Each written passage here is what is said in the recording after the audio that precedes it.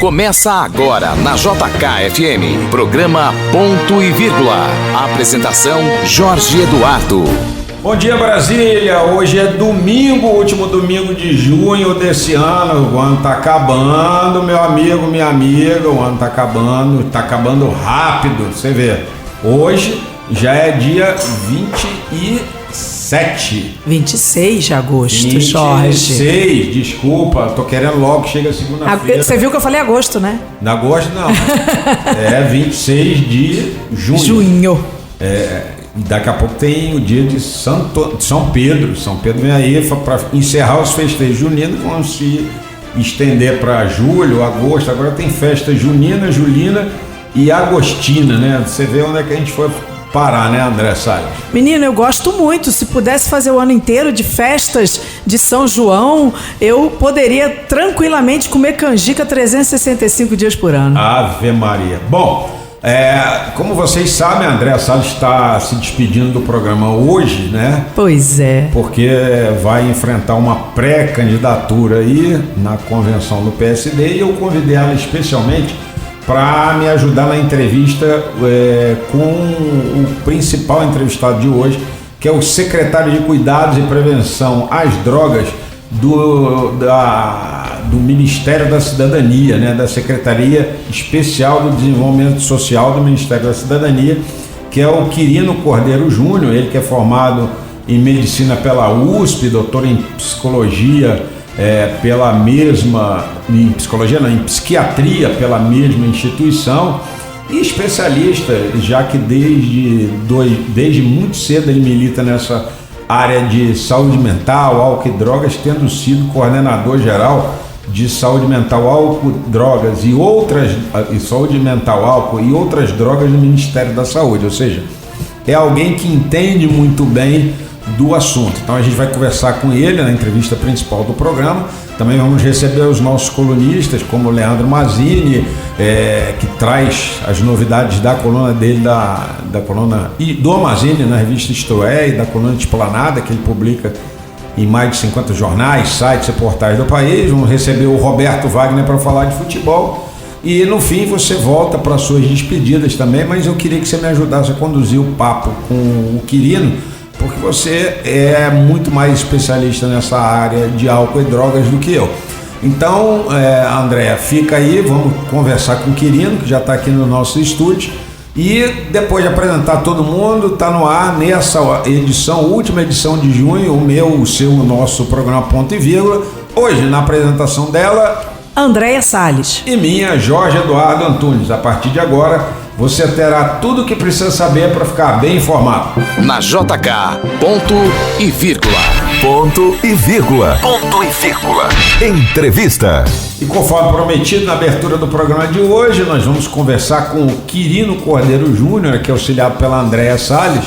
Ele que é médico, né, formado em medicina, né, pela USP e doutor em psiquiatria também pela USP e tem especializações no King College em Londres, que é a capital do Reino Unido, para quem não sabe, e versa muito sobre essa área de álcool, drogas, dependência química e tudo mais. Eu queria fazer a primeira pergunta, André, ao Quirino.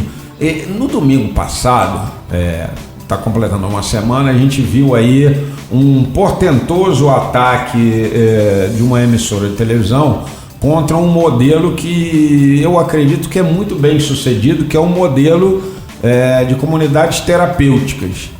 Se dizia uma denúncia contra aquelas comunidades terapêuticas que agem sem conformidade com a lei, mas o que a gente percebia no momento em que a reportagem foi ao ar é que se deu muito espaço a quem combate o modelo e pouquíssimo espaço a quem defende. Inclusive, foi chocante a ridícula participação dada por essa emissora de televisão, a FEBRACT, né, Federação Brasileira das Comunidades Terapêuticas. E aí, como um especialista nessa área, eu queria que o senhor posicionasse a gente. A pergunta é direta: as comunidades terapêuticas são eficientes ou não no combate ao uso e abuso e a tentativa das pessoas de sair da dependência química ou pelo menos controlá-la. Bom dia, querido. Bom dia, Jorge. Bom dia, Andréia. Bom dia a todos os amigos que estão nos acompanhando aqui nessa manhã de domingo no programa Ponto e Vírgula. Muito obrigado pela sua questão, Jorge. Nos abre a possibilidade de apresentarmos aqui essa situação que foi levada no programa do Fantástico no último domingo na Rede Globo, que colocou as comunidades terapêuticas em uma situação que não condiz com a realidade dos fatos. O que se acabou tentando fazer naquele programa foi se criar uma caricatura do que seria o funcionamento de uma comunidade terapêutica, sem de longe mostrar toda a riqueza, toda a importância do trabalho que é realizado nessas instituições.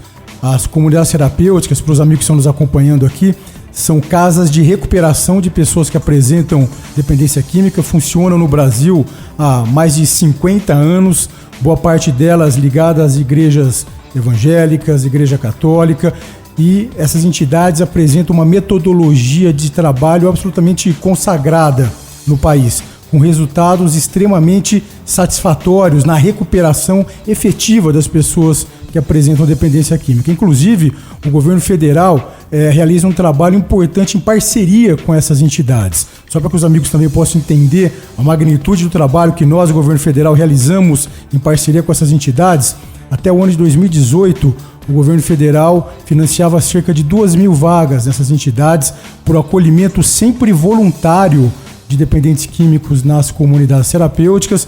Em 2019, nós ampliamos esse financiamento para cerca de 11.000 vagas. Em dezembro do ano passado, nós chegamos, então, ao financiamento de cerca de 17.000 vagas para o tratamento absolutamente gratuito das pessoas com dependência química nessas entidades. Hoje, o governo federal financia cerca de 700 dessas entidades, das comunidades terapêuticas, em todos os estados brasileiros. Isso para que nós possamos ofertar cada vez mais para a população brasileira a possibilidade de encontrar o rumo, o caminho para a sua efetiva recuperação.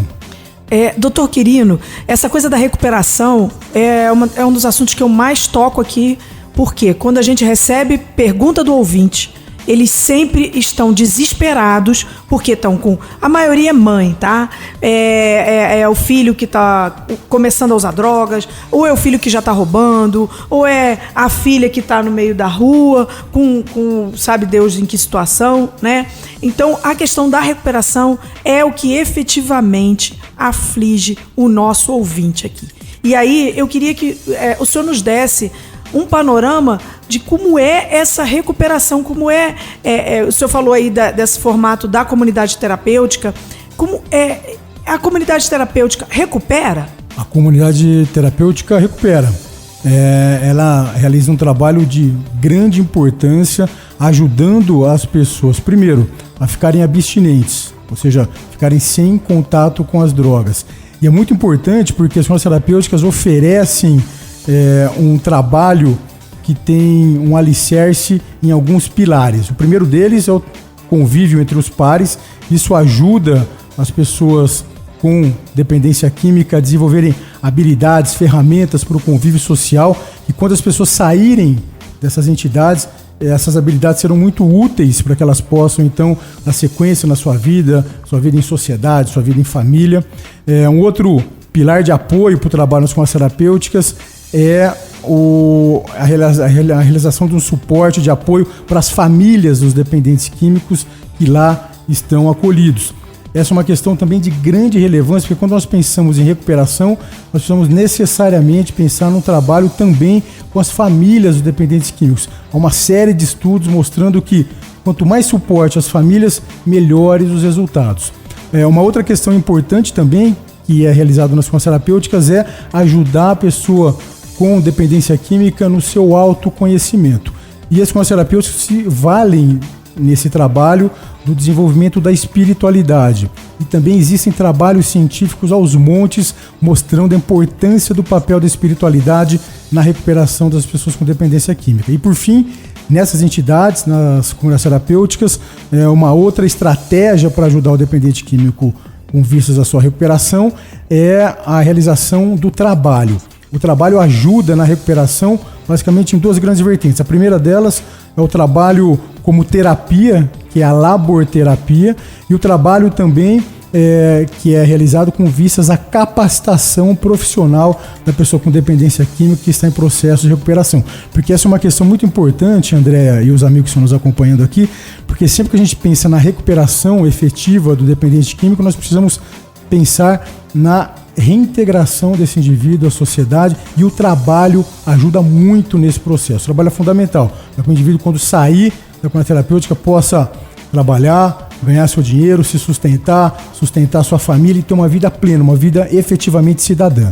Você falou 4 itens aí, doutor Quirino, que são realmente, se você parar para pensar, é até óbvio, né? O primeiro item que você falou foi com relação à integração do dependente químico dentro da comunidade terapêutica a uma disciplina, né?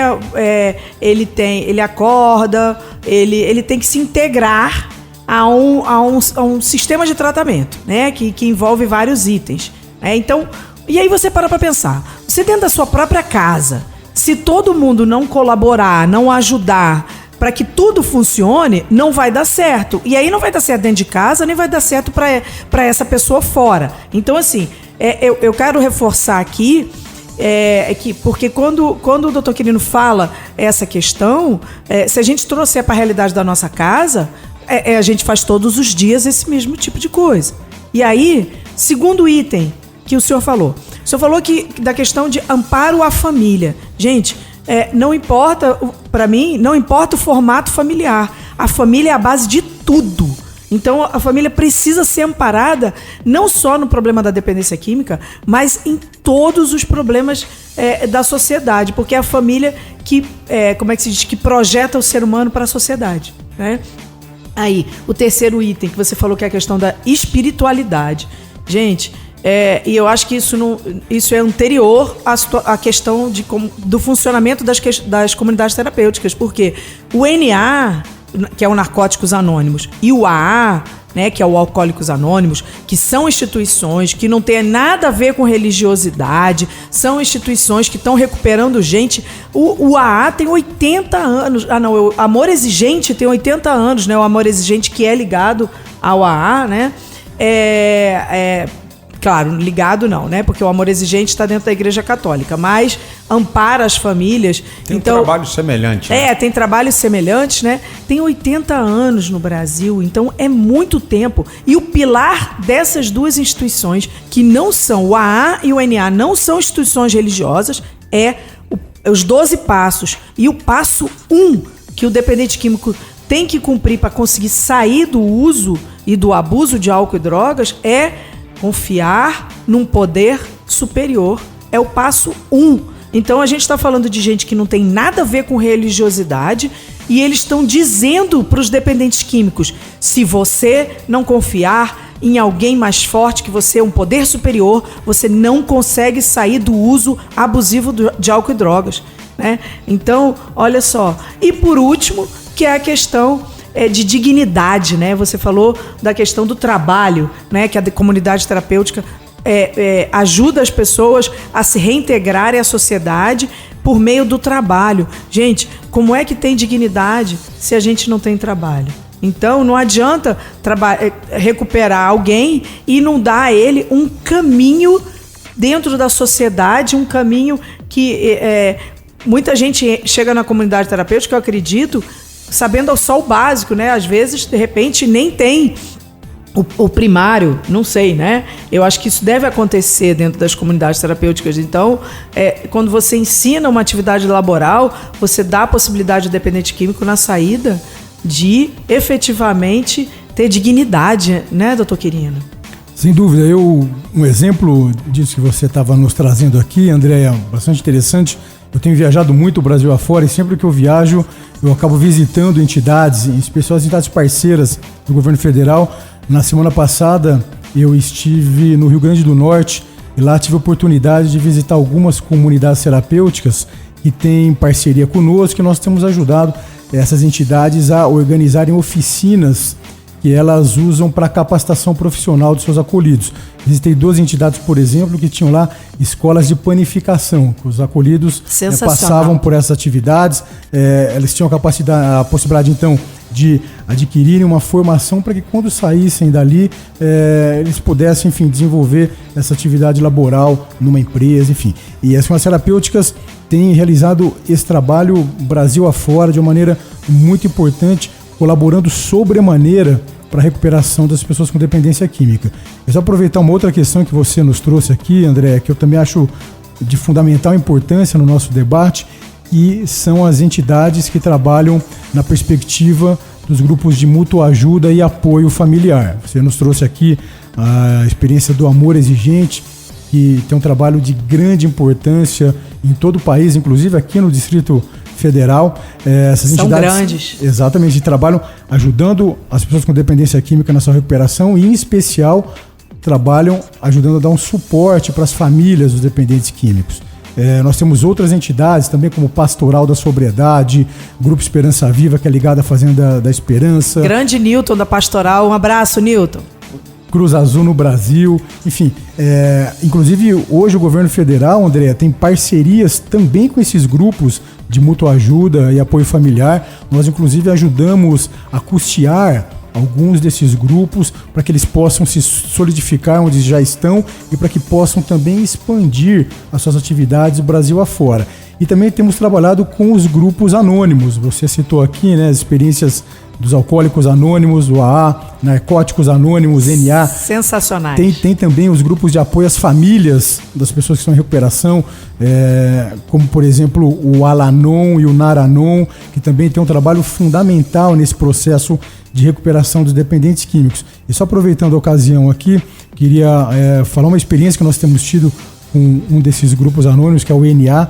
Nós, em parceria com eles, lançamos uma linha de ajuda de narcóticos anônimos, cujo número é 132. É um tridígitos que as pessoas estão nos ouvindo, inclusive, André, podem ligar, ligação absolutamente gratuita. Para quem tiver dúvidas, quem quiser saber mais sobre a metodologia de trabalho de NA, como funciona, onde existem salas de NA espalhadas pelo Brasil, podem ligar de maneira gratuita, 132, vai ser atendido pelos membros de NA, para que possam então receber as informações de como Narcóticos Anônimos realizam seu importante trabalho aqui no Brasil. Tudo isso para dizer que hoje, na nova Política Nacional sobre Drogas, publicada então em 2019, o que nós temos buscado, André, é criar uma rede de assistência, de cuidado, tanto às pessoas com dependência química como também aos seus familiares, numa grande rede de recuperação aos dependentes químicos no Brasil.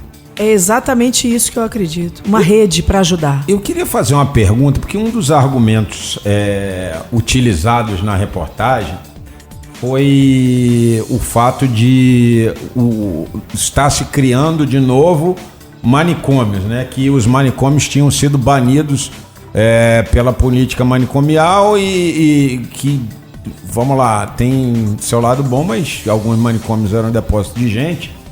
Mas as famílias se ressentem muito de conseguir conviver com doentes mentais. Então, se por um lado solucionou um problema, por outro criou um novo problema ou recriou um problema. Mas deixa eu ver mesmo essa relação entre as comunidades terapêuticas e manicômios, ou isso foi um exagero ali do Conselho de Psicologia naquela reportagem? Jorge, eu não diria exagero, eu diria uma grande mentira que foi colocada ali, em especial pelo Conselho Federal de Psicologia e por outras pessoas que estavam ali posando como experts no assunto, mas que na verdade entendem muito pouco ou nada daquilo que estavam falando. As comunidades terapêuticas são entidades que trabalham recebendo pessoas com dependência química por livre adesão. Essa é a primeira coisa que é muito importante, que diferencia muito de um eventual modelo manicomial. As pessoas que estão nas comunidades terapêuticas, Jorge, necessariamente estão ali de maneira absolutamente voluntária. As pessoas optam por fazer adesão ao tratamento, por continuar o tratamento.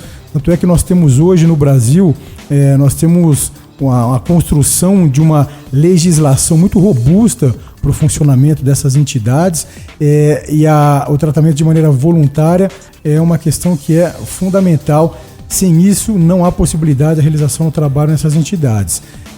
As farmácias terapêuticas também precisam seguir uma série de orientações, aspectos formais, legislativos, que oferecem às pessoas que lá estão acolhidas um serviço, um cuidado de grande qualidade, respeitando todos os seus direitos. Mas eu queria aproveitar essa questão que você nos trouxe, que eu acho que é fundamental, Jorge, porque é óbvio que ninguém concorda com instituições que maltratam pessoas, que causam dano para as pessoas. Entretanto, existem algumas situações, tanto em pessoas que apresentam transtornos mentais, em especial pessoas com transtornos mentais graves, e também pessoas com dependência química, em situações também graves, que uma internação é necessária. Até agora nós estávamos conversando sobre acolhimentos em comunidades terapêuticas, acolhimentos esses realizados de maneira absolutamente voluntária, com a concordância do acolhido. Nós temos também no Brasil a possibilidade do acolhimento em comunidades terapêuticas para adolescentes, e quando o acolhimento em comunidades terapêuticas para adolescente, o adolescente precisa concordar, o seu responsável precisa concordar também. Tudo isso para dizer que comunidade terapêutica é o tratamento sempre voluntário. Entretanto, existem casos mais graves em que o indivíduo, tanto com dependência química como com transtornos mentais outros, apresentam quadros clínicos graves, que por conta disso, então, o indivíduo perde a capacidade de tomar decisões autônomas, e nessa situação começam a se colocar em risco ou colocar outras pessoas em risco. Nessas situações, Jorge, a internação ela é absolutamente necessária, e é necessária que seja realizada a internação em serviços de saúde, como por exemplo hospitais gerais, hospitais psiquiátricos, clínicas especializadas no tratamento de pessoas com dependência química, e inclusive em muitas situações, Jorge, a internação precisa acontecer de maneira involuntária, contrariando a vontade do paciente, só que, como nós já falamos aqui, é uma vontade que está comprometida por conta da doença, ou seja, são pessoas que apresentam quadros graves e que têm um comprometimento da sua capacidade de entendimento do mundo, de entendimento do que está acontecendo consigo, e precisam então de uma intervenção contra a sua vontade, na verdade para salvaguardar os seus direitos, em especial o direito à saúde e o direito à vida. E só para finalizar aqui, é muito importante entendermos que a internação involuntária, inclusive, faz parte da nova lei de drogas, a 13.840, que foi publicada agora no ano de 2019, a internação involuntária, nesses casos específicos, salvaguardando o direito das pessoas, como eu já disse, principalmente o direito à vida, longe de ser uma situação que viola direitos, uma situação que, pelo contrário, garante direitos, promove direitos das pessoas e é absolutamente necessário em algumas situações. Então, tudo isso para a gente entender que, quando nós falamos de tratamento, recuperação de dependentes químicos, o que nós precisamos de fato, e é isso que nós temos trabalhado no governo federal, é de organizar uma grande rede de cuidado para que a atenção, a assistência, o tratamento às pessoas com dependência química e também aquelas com transtornos mentais aconteça de acordo com as suas reais necessidades. A gente está ouvindo aqui no programa Ponto e Vírgula da manhã desse domingo o secretário de Cuidados e Prevenção de Drogas, Quirino Cordeiro Júnior, aqui nos 102,7 da Rádio JK-FM. Andréia? Doutor Quirino, eu queria reforçar, a gente estava falando aqui antes da questão de oferecer todas as possibilidades, né, para o dependente químico se cuidar, para o dependente químico sair das drogas, né? E outro tema que foi tocado nessa matéria problemática, e eu digo com problemas do início ao fim dela, foi 23 minutos de matéria nessa televisão que efetivamente foi mal feita. Essa é a verdade. Eu queria trazer aqui uma questão que eles falaram também, que é a questão do CAPS. O CAPS eu indico aqui para muitos casos, para as pessoas procurarem ajuda psicológica, né? Porque o CAPS também faz isso, também faz a dinâmica familiar, né? E eles colocaram lá na matéria a comunidade terapêutica versus o CAPS em contraponto. E assim, pelo que eu conheço, as comunidades terapêuticas fazem parte do plano de tratamento do CAPS. Um dos planos, né? Porque você chega lá e cada um tem o seu plano individual de atendimento, né? Então, assim, e a matéria colocou um versus o outro. Isso, para mim, é uma temeridade, porque a comunidade terapêutica está dentro do CAPS. Não é isso, doutor Quirino? Essa questão sempre de se colocar um modelo contra o outro é uma questão que não faz, como você mesma disse, de maneira apropriada, não faz o menor sentido.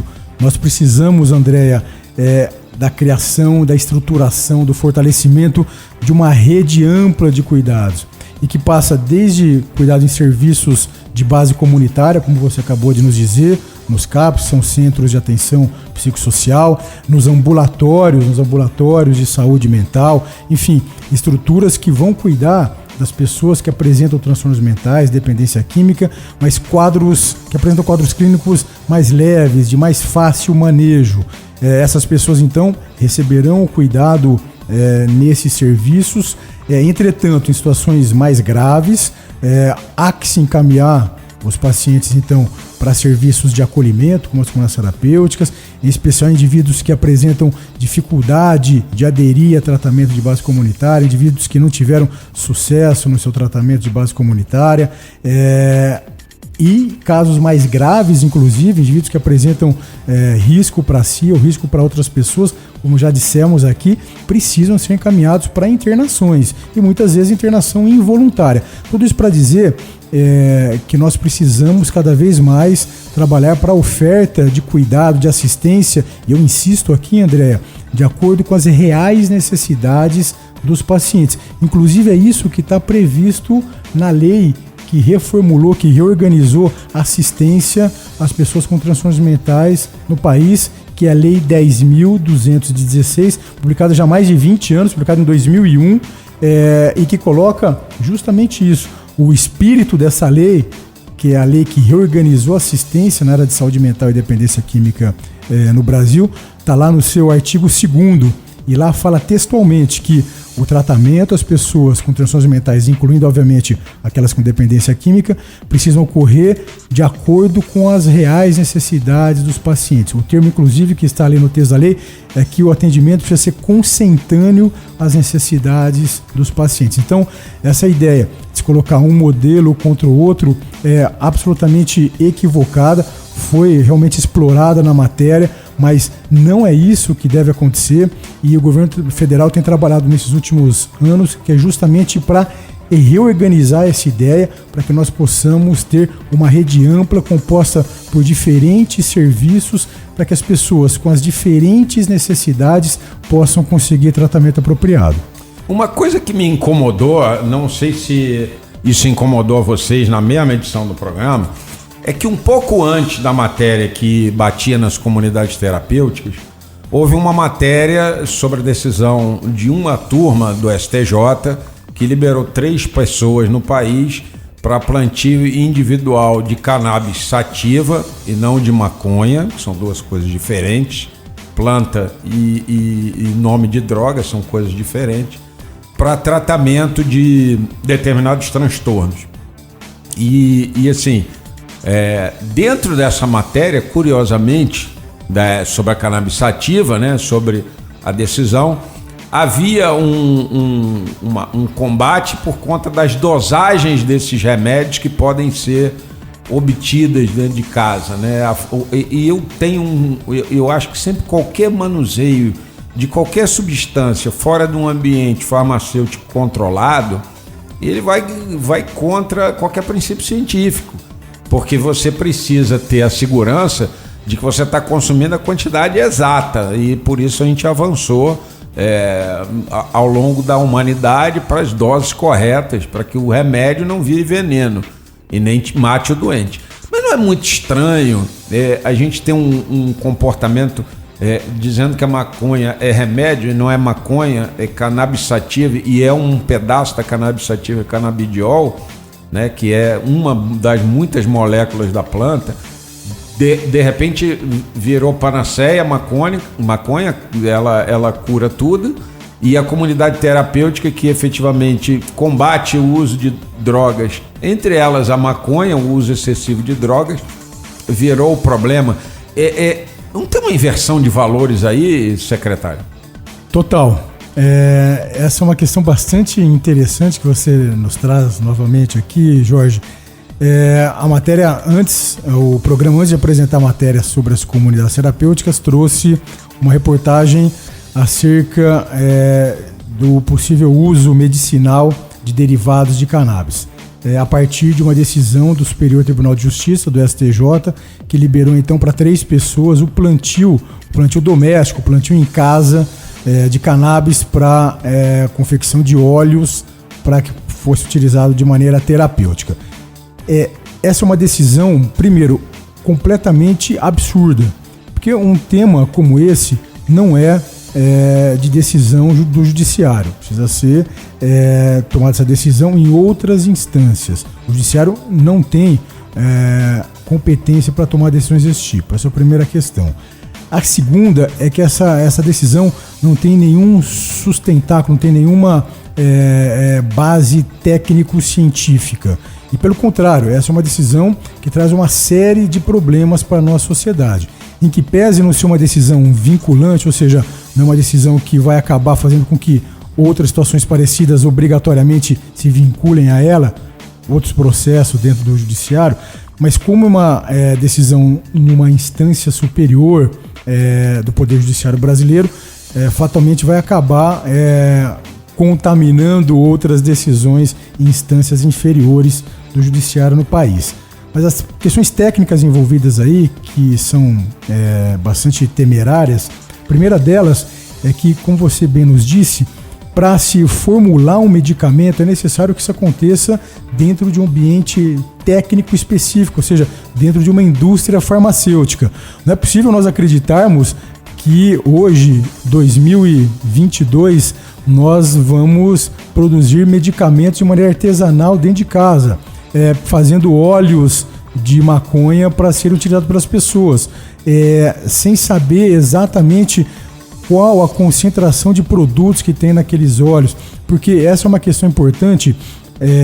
Da cannabis, há mais de 500 substâncias que fazem parte e compõem essa planta. E até hoje, do ponto de vista científico, há apenas uma dessas substâncias, que é o canabidiol, que tem comprovadamente ação terapêutica. As demais substâncias que compõem a cannabis não têm ação terapêutica e, muito pelo contrário, muitas dessas substâncias apresentam ação danosa para o usuário, ações maléficas. Como o THC, por exemplo. Exatamente, como o THC. O THC, por exemplo, é um fator de risco importante, isso muito bem estabelecido na literatura médica nacional e internacional.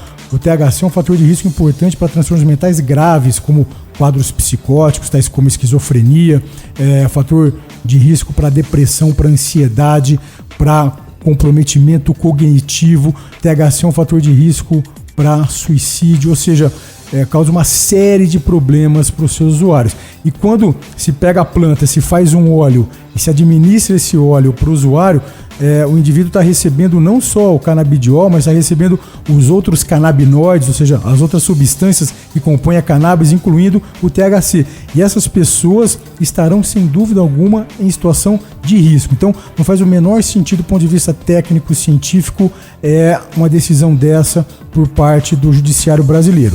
Tem uma outra coisa que é importante também, que o judiciário, nessa situação, libera a plantação de maconha em casa. Essa é uma decisão que, nesse momento, acaba abarcando o pedido de 3 pessoas. Entretanto, se isso se multiplicar no Brasil, essa é uma outra preocupação. Como vai acontecer o monitoramento, a fiscalização desses plantios de maconha? Cada pessoa que acabou conseguindo então essa decisão no STF, no STJ, acabou então recebendo a possibilidade de plantar 15 pés de maconha em casa. Agora, imagina isso se multiplicando pelo país afora, fatalmente nós teremos a grande chance de ocorrer um desvio dessa produção para o uso não terapêutico, mas sim para o uso da maconha como droga entorpecente. E só para finalizar, falando da questão de um eventual uso terapêutico de derivados de cannabis, nós já falamos apenas o canabidiol. Então hoje nós temos base científica para aceitar o seu uso de maneira terapêutica. Entretanto, o uso é muito circunscrito, é um uso restrito para algumas condições clínicas, em especial crises convulsivas, crises epiléticas, em algumas doenças raras, como por exemplo síndrome de Dravet, síndrome de Lennox-Gastaut. Para outros quadros clínicos, como se tem tentado vender a ideia o tempo inteiro, não tem ainda hoje comprovação científica. É óbvio que se no futuro existir comprovação científica, obviamente a gente pode expandir a possibilidade de uso, mas essa ideia que você acabou de nos dizer, e se vender a ideia de que a gente vai poder utilizar derivados de cannabis quase como um elixir que vai tratar todos os problemas, isso é uma situação que não encontra amparo na literatura científica. E as entidades médicas brasileiras, como o Conselho Federal de Medicina, a Associação Brasileira de Psiquiatria, a Sociedade Brasileira de Pediatria, Academia Nacional de Neurologia, têm essa posição. Uso circunscrito para crises convulsivas que não respondem a outros medicamentos e apenas do canabidiol. O resto não faz sentido. E decisões como essa tem uma outra situação muito grave, porque acaba levando a população brasileira a ter uma redução da percepção de risco do uso da maconha. Então a gente precisa repudiar situações como essa. E o Fantástico defendendo uma situação como essa e atacando as cannabis terapêuticas, a gente pode perceber que tem coisa muito errada por trás disso. Com certeza. E o senhor falou de convulsões. Eu sou epilético, né? Fiquei depois da Covid, tô com uma epilepsia que não se sabe se é temporária ou se essa epilepsia ela é definitiva.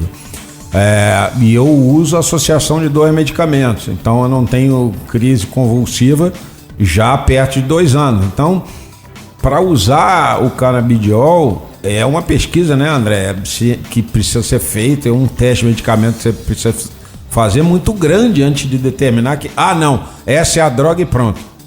Ninguém vai direto para o CBD, ninguém vai direto para o canabidiol. Tem muita medicação ainda que precisa ser testada antes. Para mim, CBD é remédio, e eu sempre reforço aqui no programa que não existe maconha medicinal, tá? O Conselho Federal de Medicina não reconhece a maconha, não reconhece o termo maconha medicinal, e eu sempre reforço isso aqui no programa. Se a gente quer ter um país melhor, precisamos cumprir as leis. Porque quando a gente não cumpre a lei, a gente não pode exigir dos governos que eles façam governos melhores. Se a gente não está fazendo o exercício de cumprimento da lei dentro do nosso próprio lar, dentro do nosso próprio trabalho. Então, o Conselho Federal de Medicina não reconhece o termo, não existe maconha medicinal. Quando as pessoas falam normalmente é o canabidiol, que não tem THC, que até o THC é o que dá barato. Foi aquilo que o doutor Quirino falou, o THC é perigosíssimo. E fazer óleo dentro de casa não dá para isolar o THC. Então, quem está fazendo óleo dentro de casa está dando THC para as próprias crianças. E não existe pesquisa sobre isso que diga que vai fazer bem. Tem pesquisa dizendo que é muito perigoso. Aproveitando esse gancho da André, não seria melhor oferecer o canabidiol, né, pelo SUS?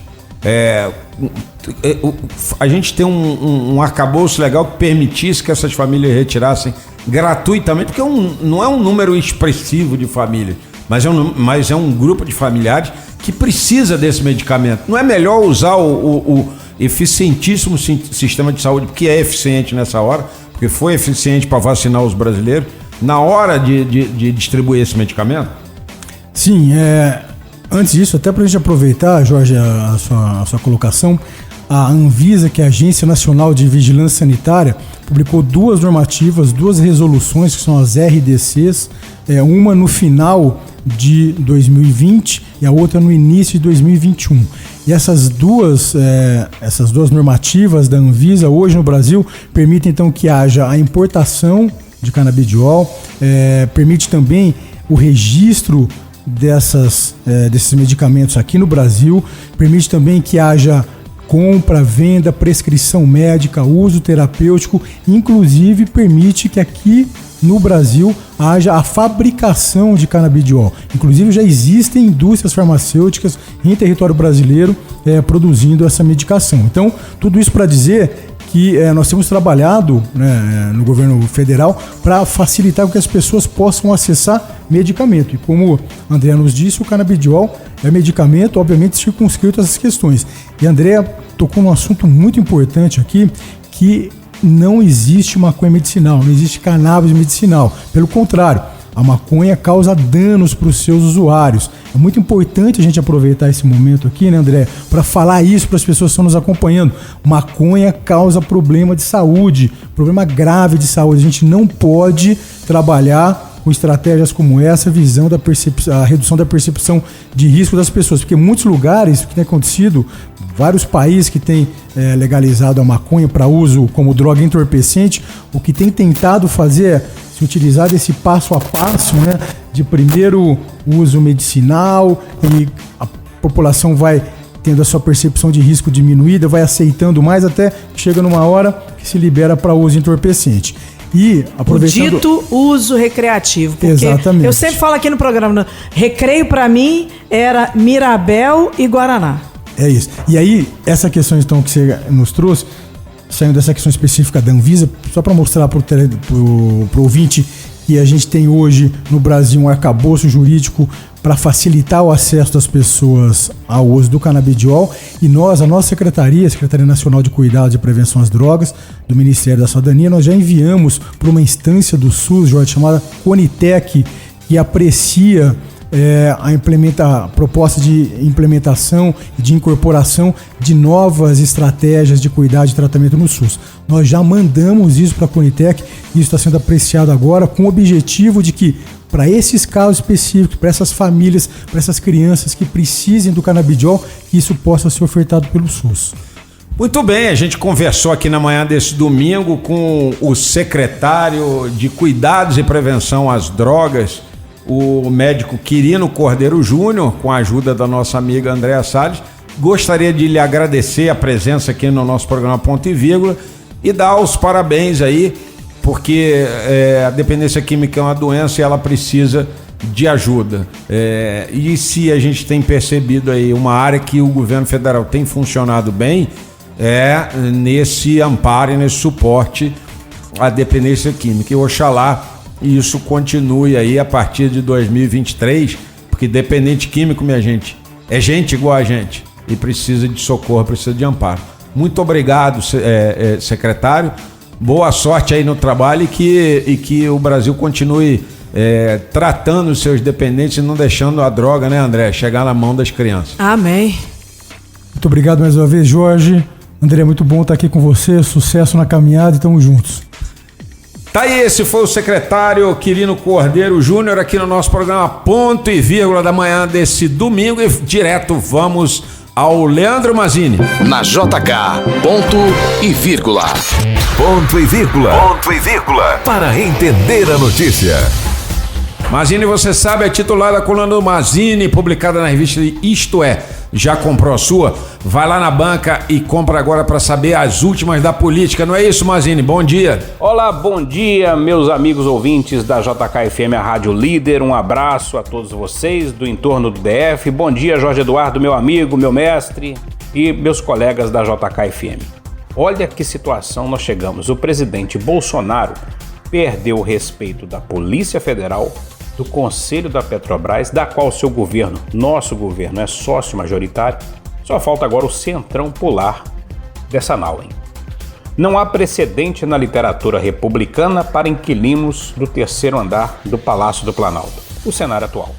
O boquirroto presidente da República, Jair Bolsonaro, conseguiu perder o apoio da instituição mais respeitada pela população brasileira, a Polícia Federal, e o controle do Conselho da Petrobras, onde, mesmo como chefe de um governo acionista majoritário, assiste ao desdém dos próprios indicados no Conselho para sua tentativa de ingerência no controle dos preços dos combustíveis. O que foi feito, aliás, muitas vezes por seus antecessores, ex-presidentes. A situação de Bolsonaro é tão ridícula que ele está exposto a esse vexame. Subordinados que sofrem pressões de seu gabinete começaram a escancarar o seu modus operandi. Só alguns poucos fiéis aliados, amparados pela caneta do cargo, atendem ao presidente na sua sina de xerife. Sabe-se dentro da PF, por exemplo, que o delegado que se esforçar nas tratativas junto ao FBI para prender o falastrão provocador Alan dos Santos, foragido nos Estados Unidos, vai perder a função. O que já aconteceu com outros tantos que tentaram investigar amigos e aliados do presidente na polícia judiciária. Lembrando, Alan dos Santos, o blogueiro bolsonarista, está foragido nos Estados Unidos, escondido nem tanto assim, provocando o ministro Alexandre de Moraes, que decretou sua prisão. A PF não cumpre o mandado. A maior prova da insatisfação da PF com seu chefe do executivo, além das notas públicas das classes de delegados e policiais, já divulgadas insatisfeitos com a sua política de desvalorização dos salários, essa maior prova da insatisfação da PF foram os cortejos dos caixões com os corpos do indigenista Bruno Pereira e do jornalista Dom Phillips, na chegada à base aérea de Brasília. Eles não eram obrigados a carregar aqueles caixões, mas delegados e policiais pegaram nas alças para mandar um recado claro ao Palácio do Planalto. Naqueles semblantes sérios de delegados e policiais carregando o peso dos inocentes, ficou marcado o desafio público. Ei, Bolsonaro, a PF não tem dono. A ruptura começou escancarada. O último e definitivo rompimento, Jorge, caro ouvinte, será político. Quando os partidos fisiológicos do chamado Centrão, o consórcio aí de partidos que vota de acordo com o saldo bancário, se bandear para o lado de Lula da Silva e do PT.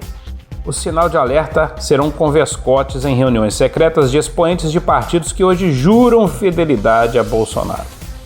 E agora falando da prisão do ex-ministro da Educação, Milton Ribeiro, quem diria? Foi festejada discretamente por toda a cúpula do PT e Lula da Silva, que é o principal adversário de Bolsonaro na vindoura eleição, e mobilizou, por outro lado, o staff do marketing do presidente durante todo o dia de quarta-feira, de quinta e de sexta. A operação da Polícia Federal é considerada pelas duas campanhas um divisor de águas para a eleição deste ano. Caiu todo o discurso de Bolsonaro de que não há corrupção no governo, enquanto o PT mandou reforçar nas suas redes sociais e nas próximas inserções de TV a chamada de que a corrupção voltou. Até na PF, segundo fontes ouvidas por mim, a prisão do pastor ex-ministro caiu como uma bomba, porque a praxe dos juízes federais desde o início do governo de Bolsonaro, a exemplo de outros governos também, é sempre autorizar apenas apreensões contra ex-inquilinos da esplanada.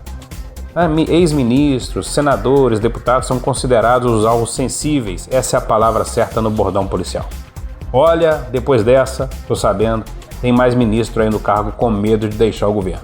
E segue a novela da vida real. Um forte abraço a todos, que fique tudo justo e perfeito para vocês. Volto domingo que vem. Tá certo, esse foi Leandro Mazzini aqui no nosso programa Ponto e Vírgula com as últimas da política, e das últimas da política nós vamos para as últimas do esporte. Vem aí, Roberto Wagner. Na JK, Ponto e Vírgula.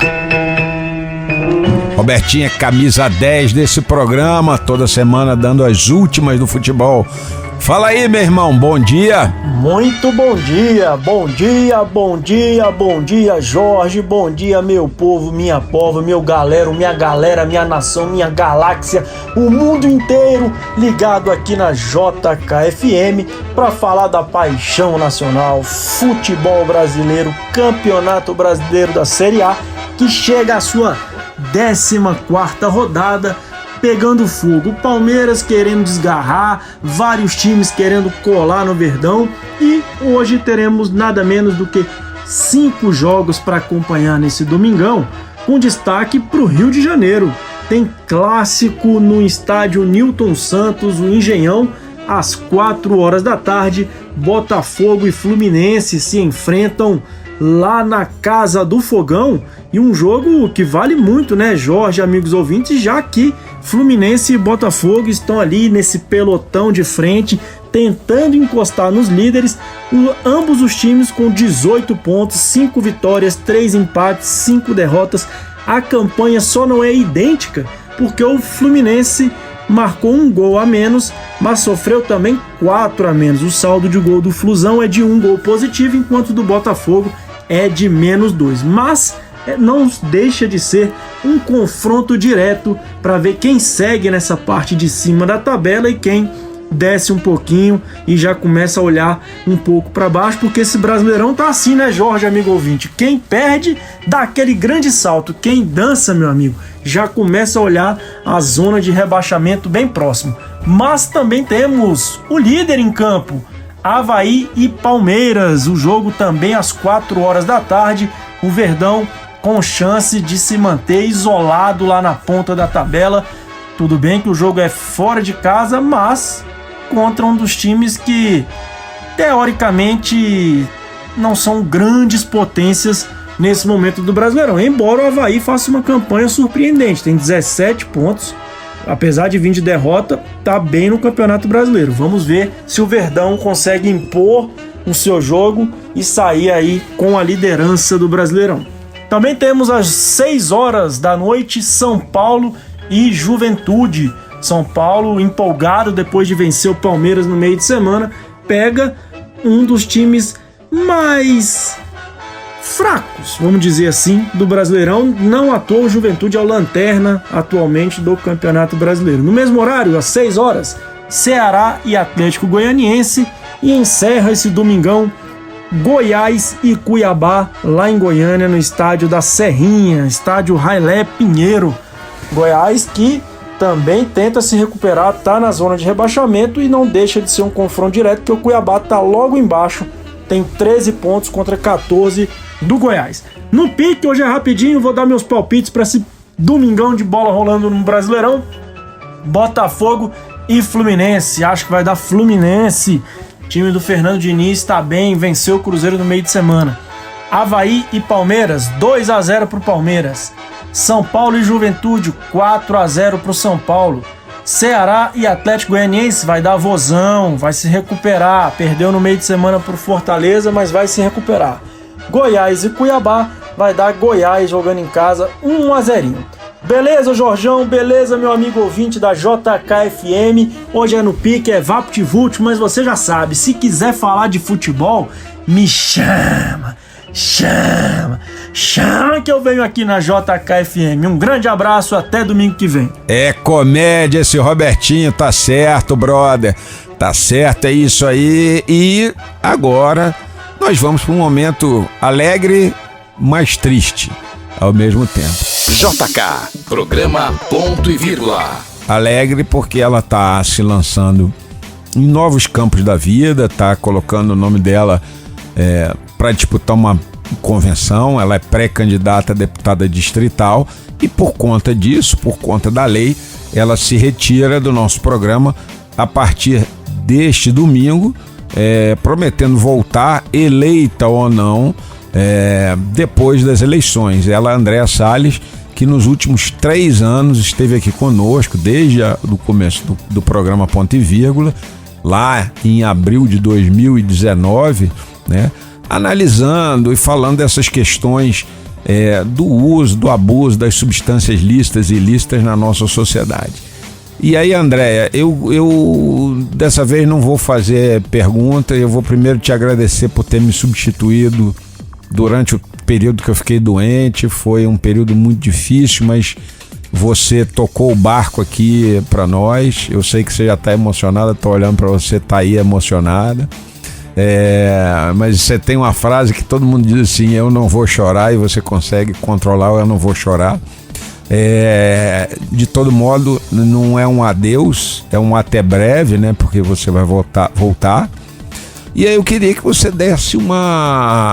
fizesse uma despedida para os ouvintes. A gente vai continuar falando de dependência química sempre no final dos programas, sem você, mas que você comentasse aos ouvintes, principalmente aqueles que hoje enfrentam o problema da dependência química, nas suas casas ou na sua própria vida, o que eles devem pensar. Jorge, primeiramente, você é horrível, hein, Jorge? Porque você começa a falar desse jeito, eu já quero chorar. Mas eu não vou chorar. É isso, é a sua frase típica. Eu não vou chorar. Então, Jorge, primeiro, eu quero dizer a você que o período que eu te substituí durante aquele difícil momento da sua vida da Covid foi uma honra pra mim. Foi difícil, porque você é um cara que tá nos microfones há mais de 30 anos, então imagina, substituir alguém como você não foi fácil, mas foi uma honra, e eu agradeço imensamente a oportunidade que a Rádio JK me deu. Eu agradeço imensamente o chamado do nosso líder aqui, que é o Paulo Otávio, que foi ele quem disse: tome o microfone, toque o programa, porque o Jorge vai voltar. E aí, quando ele voltar, você devolve. E foi exatamente desse jeito. Quando você voltou, eu dei graças a Deus e devolvi pra você, tá? Então, primeiro isso. E segundo, eu quero me despedir do programa com uma história de esperança, tá? Eu vou contar a história aqui de uma usuária de crack, daquelas mais contumais, daquelas que a gente passa na rua ali perto principalmente ali do setor comercial sul, e vê aquela pessoa bem magrinha, já o osso, já com um farrapo humano mesmo, com as roupas rasgadas, sujas, já sem sapato, né? Já com dificuldade até para pedir dinheiro para as pessoas na rua para conseguir fazer o uso. Aquela pessoa que já está totalmente alijada da sociedade, voluntariamente, digamos assim. Então, eu quero trazer a história aqui dessa usuária. Essa usuária, ela engravidou. Ela, como toda usuária de crack, quanto mais que engravida, não consegue manter uma criança por mais de 6 meses na barriga. E o bebê nasceu com 6 meses. Quando todo mundo achava que a criança ia falecer, porque nasceu com, claro, crise de abstinência. Com todas as crianças que são fruto, né, de uma gravidez de usuário de crack, a criança nasce com crise de abstinência, tem que tampar os olhos da criança na incubadora porque a luz incomoda demais, tem que lutar pela vida, tem que lutar para formar o pulmão. E essa criança lutou. A criança foi criada pelos avós, os pais da usuária, por alguns meses, e quando a gente achava que não tinha mais esperança para ela pediu ajuda. Ela pediu ajuda, ela foi acolhida por uma comunidade terapêutica. Nessa comunidade terapêutica, gratuitamente, porque era uma pessoa sem condições financeiras, a família também não tinha condição financeira. Essa pessoa foi acolhida, fez o tratamento dentro da comunidade terapêutica, ficou 9 meses fora da sociedade e, recentemente, passei por ela e não a reconheci. Ela precisou falar para eu saber com quem eu estava tratando. Nossa. Porque eu reconheci pela voz. E ela olhou pra mim e falou: Andréia, não tá lembrada de mim? E aí, quando eu escutei a voz, eu falei: meu Deus, é você. E ela falou: sou eu. Tô gordinha, né? Eu olhei pra cara dela e falei: graças a Deus. E ela tá coisa aí, linda, hein? tocando a vida, cuidando dos filhos, cuidando dos pais também, né? Porque tá fazendo comida, varrendo a casa, levando as crianças, filhos dela e filhos da irmã dela, pro colégio todos os dias, acorda, bota o café da manhã das crianças, bota enfileirado, vai todo mundo pra escola. E ela tá aí, recuperada, lutando todos os dias, porque a gente sabe que o vício precisa ser vigiado todos os dias, é o famoso só por hoje. Mas ela tá aí, lutando, e bem. Então é essa mensagem que eu quero deixar para me despedir. Olha, de esperança. Que mensagem linda, né? A gente te agradece e deseja sua volta a partir de outubro, depois que acabar... A partir de novembro, né? Pra você tirar uma folguinha. Depois que acabar essa loucura do período eleitoral, te desejo sucesso. Acho que a sociedade precisa de nomes novos, mas com um trabalho intenso. E agradecer muito de coração. Muito obrigado, André, por tudo que você fez para os nossos ouvintes. E muito obrigado e espero que a tua luta consiga ter sucesso e um dia a gente passe pelas ruas e não existam mais cracolândias, nem dependentes químicos. E aí a gente vai olhar e vai pensar assim, trabalho de gente como Andréia, Henrique França e outros tantos, é que nos deixou uma sociedade mais justa, livre e de bons costumes para viver. Obrigado, Andréia, e obrigado a você que nos ouviu na manhã desse domingo.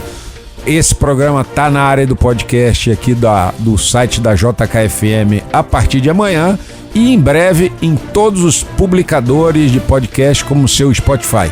Se você gostou, volta semana que vem que a gente vai abrir uma série de entrevistas com os candidatos ao GDF, começando pelo senador Isalci Lucas. Tchau, Brasília, até semana que vem. Você ouviu programa Ponto e Vírgula. De volta próximo domingo, às 8 da manhã.